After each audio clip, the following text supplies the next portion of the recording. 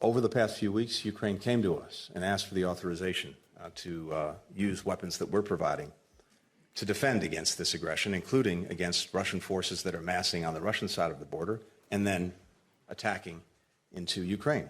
That went right to the president, and as you've heard, he's approved the use of our weapons for that purpose. I'm not sure that for today we have possibility to use these jets on the territory of Russia. We will see.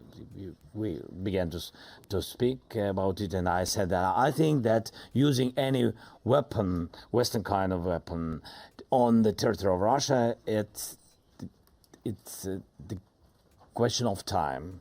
I think so.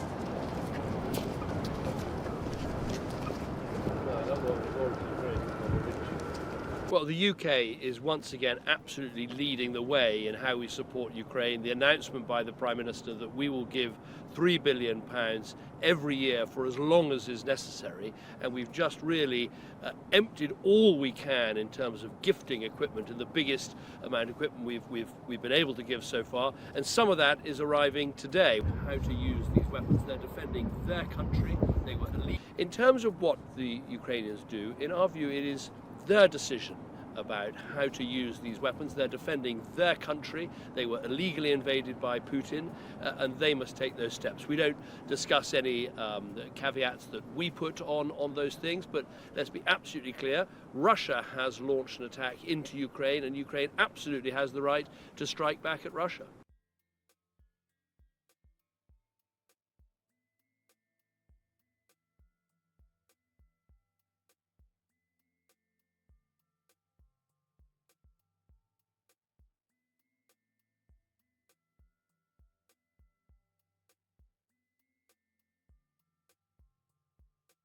Представители стран НАТО, особенно в Европе, особенно в малых странах, они должны вообще отдавать себе отчет, с чем они играют.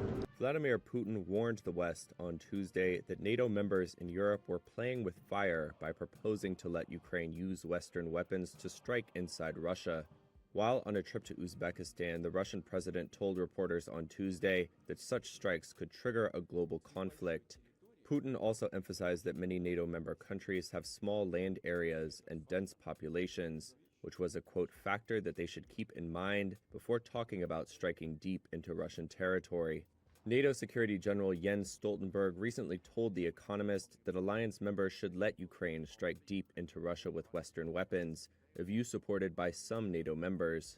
Here's French President Emmanuel Macron following a joint security session in Germany on Tuesday. Les missiles.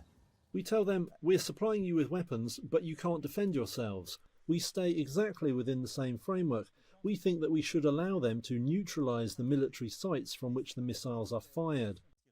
German Chancellor Olaf Scholz said he agreed with Macron, and that as long as Ukraine followed international law and respected the conditions given by countries that supplied the weapons, it was allowed to defend itself.